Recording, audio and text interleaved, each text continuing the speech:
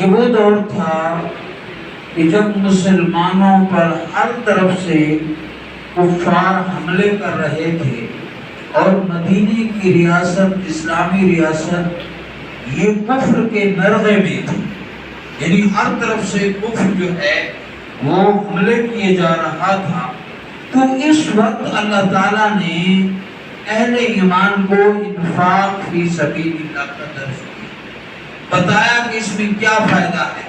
یہ دنیا عارضی ہے، یہاں ہمیشہ کسی نے نہیں رہنا۔ یہ جو تم مال خرچ کرو گے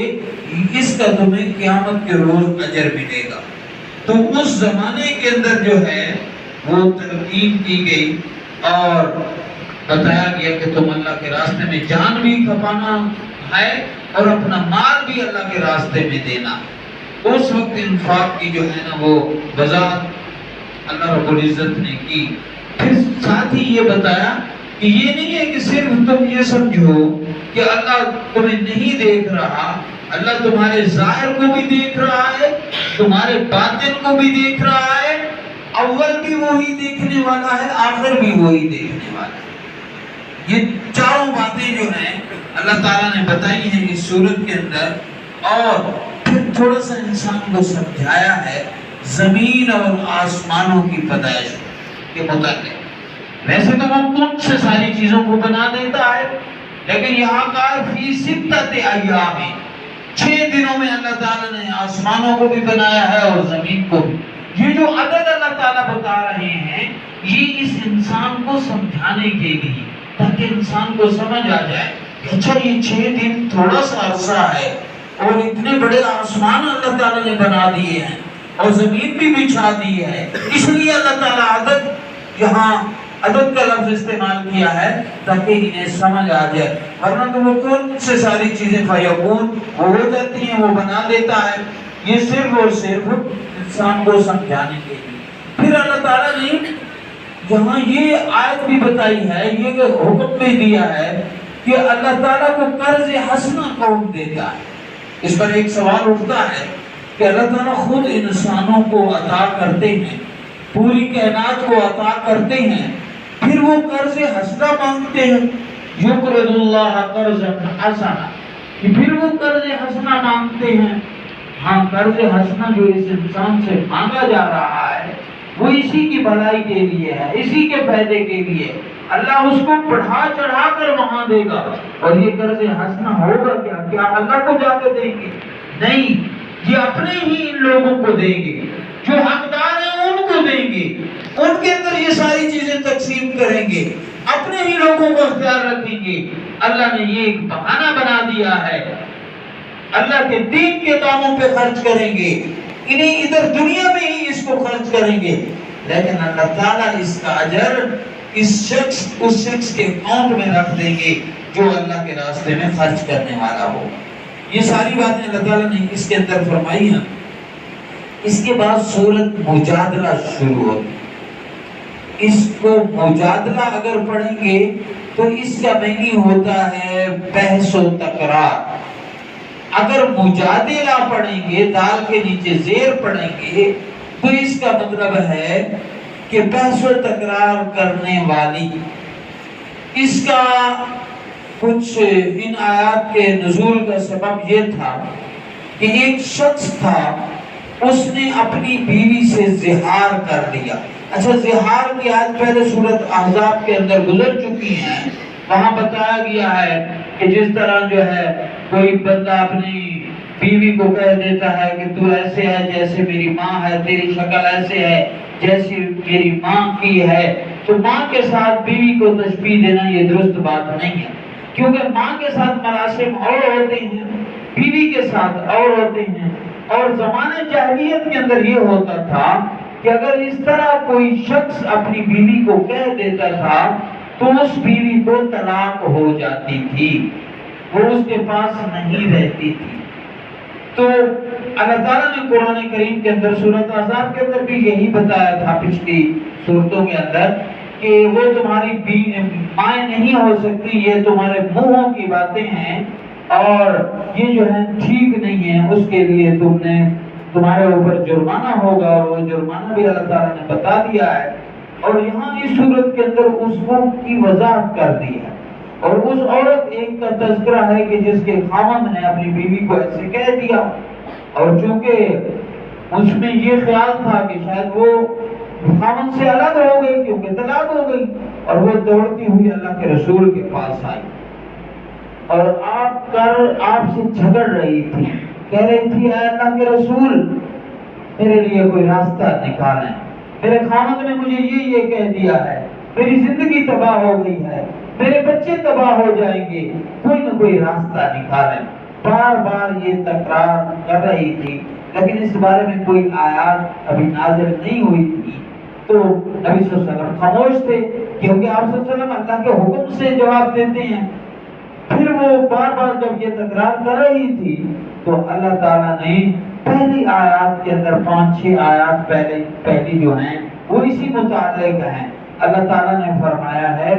کہ اللہ تعالیٰ سن رہا ہے تمہارے اس جھگڑے کو، اے اللہ کے رسول جو تمہارے ساتھ یہ عورت جھگڑا کر رہی ہے، اور پھر اس کے جو ہے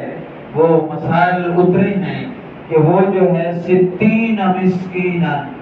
60 مسکینوں کو کھانا کھلائیں گے اگر وہ آپس کے اندر بول پڑتے ہیں اور رہنا چاہتے ہیں۔ طلاق نہیں ہوتی، لیکن یہ ہے کہ یہ کام اچھا نہیں ہے۔ صرف قرآن میں موجود ہے کہ وہ 60 مسکینا 60 مسکینوں کو کھانا کھلائیں گے، یا پھر شہرین متتابعین 2 مہینوں کے روزے رکھیں گے۔ متتابعین کا مطلب ہوتا ہے لگاتار روزے، یہ نہیں ہے کہ 1-2 دن وقفہ کر دیا، اگر 1-2 دن وقفہ کیا تو پھر نئے سرے سے شروع کرنے پڑے۔ متتابعین کا مطلب یہ ہوتا ہے کہ وہ لگاتار، اس طرح یہ بچوں کو بھی کبھی کبھی کہا جاتا ہے کہ اچھا جی سٹر نکالو، اور اگر تم روکے تو دوبارہ 1 سے شروع ہوں گے۔ یہ چیزیں قرآن سے موجود ہیں، اللہ تعالیٰ نے یہ باتیں فرمائی ہیں کہ اگر وہ درمیان میں چھوڑ دیں گے پھر دوبارہ نئے سرے سے پورے کرنے ہوں گے۔ متتابعین کا مطلب ہی یہی ہے کہ لگاتار، اور اگر وہ یہ بھی نہیں کر سکتے کہ پھر ایک غلام کو آزاد کروانا ہو، لیکن آج غلامی دور تو ہے نہیں، البتہ یہ ہو سکتا ہے کہ وہ آزاد کروا سکتے ہیں اگر کوئی اس کو معلوم ہے کہ وہ جیل کے اندر بے گناہ ہے، لیکن اس کی تاکید کے ساتھ کہ وہ بے گناہ ہے اور اس کو ویسے ہی ڈالا ہوا ہے، اس کا کوئی قصور نہیں ہے، اس پر جو خرچ رقم کرے گا وہ اسی زمرے میں آتی ہے۔ ورنہ 2 مہینوں کے روزے رکھنے ہوں گے یا 60 مسکینوں کو کھانا کھلانا ہوگا، تو پھر جو ہے وہ آپس کے اندر جو ہے یہ جرمانہ ہے، یہ جو اس نے نازیبہ الفاظ اپنی زبان سے نکالے ہیں اور ماں کی مشابہت دی ہے، تو یہ اس وجہ سے اس پر یہ جرمانہ لاگو ہوا ہے، اور یہ ضروری ہے، یہ کسی انسان کی طرف سے نہیں ہے، یہ اللہ تعالیٰ کی طرف سے ہے۔ اسی طرح پھر سورۃ حشر ہے، اس کے اندر بھی قیامت کا تذکرہ ہے، سورۃ ممتحنہ کے اندر بھی تذکرہ ہے، سورۃ صف کے اندر بھی بہت ساری باتیں آئی ہیں کہ حضرت موسیٰ علیہ السلام نے خود کہا، حضرت عیسیٰ علیہ السلام نے خود کہا تھا کہ میں اللہ کا نبی ہوں، اور اپنی امت کو کہہ گئے تھے کہ میرے بعد ایک نبی آئیں گے، آپ نے اس کی اطاعت کرنی ہے، اس کی پیروی کرنی ہے۔ اب جن لوگوں نے پیروی کی تو انہوں نے وقت کی نبی کی بات کو بھی مانا اور ایمان لائے، اور جنہوں نے وقت کے نبی کی بات کو بھی نہیں مانا، ایمان بھی نہیں لائے، تو ان کا ٹھکانہ جہنم ہوگا۔ قرآن کریم میں سورہ صف کے اندر موجود ہے، وَإِذْ قَالَ عِيسَى ابْنُ مَرْيَمَ يَا بَنِي إِسْرَائِيلَ إِنِّي رَسُولُ اللَّهِ إِلَيْكُمْ من بعده اسمه احمد فلما جاءهم من بعده اسمه احمد، کہ میرے بعد نبی آئیں گے، ان کا نام بھی بتا دیا تھا کہ ان کا نام احمد ہوگا، محمد ہوگا۔ تو یہ بھی ساری چیزیں بتا دی ہیں۔ اور پھر اس کے بعد سورۃ جمعہ ہے، سورۃ جمعہ کے میں نے اس پر پہلے بھی جمعہ کے موضوع پر بھی پڑھائی تھی، جمعہ پڑھایا تھا، بتائی تھی بات کہ جب بھی نماز کا وقت ہو جائے اور اذان ہو جائے فَاسْعَوْا إِلَىٰ ذِكْرِ اللَّهِ، تو تم اللہ کے ذکر کی طرف دوڑ پڑو۔ اور اس طرح آگے سورۃ منافقون ہے، پھر اس کے اندر بھی منافقین کا بھی تذکرہ ہے کہ وہ کون لوگ ہوتے ہیں جن کے دل کے اندر اور بات ہوتی زبان پر اور بات ہوتی ہے، اپنے آپ کو مسلمان سمجھتے ہیں، لیکن جب ان کو کہیں اپنا ذاتی نقصان نظر آتا ہے تو پھر وہ اسلام کو چھوڑ بیٹھتے ہیں۔ اسی طرح سورۃ طلاق ہے، اس کے بعد سورۃ طلاق کے اندر بھی طلاق کا طریقہ بتایا ہے کہ وہ طلاق جو ہے جب آپ دیں تو وہ عورت جو ہے وہ 3 ماہ اور کچھ دن وہ عدت گزارے گی، اور وہ عدت اس وجہ سے ہوتی ہے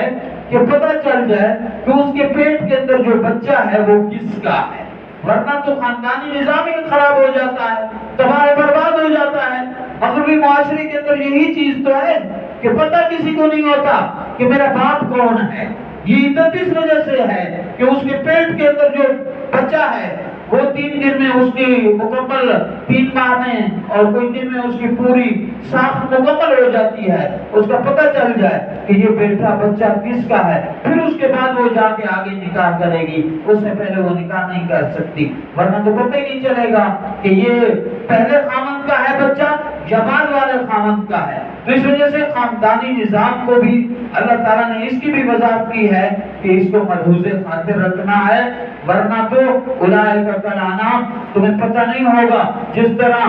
پھر جانوروں کا پتہ نہیں چلتا، کتے اور کتیوں کا پتہ نہیں چلتا کہ وہ کس طرح ہوتے ہیں، مسلمانوں کو، اہل ایمان کو اللہ تعالیٰ نے خاندانی نظام دیا ہے۔ اور اس کے بعد سورۃ تحریم ہے، اس میں بھی یہی مسائل ہیں، اور سورۃ ملک کے اندر بھی، سورۃ قلم کے اندر بھی یہ اللہ تعالیٰ نے سارے یہی مسائل بیان کیے ہیں۔ اللہ رب العزت سے دعا ہے کہ اللہ تعالیٰ ان باتوں پر عمل کرنے کی توفیق عطا فرمائے۔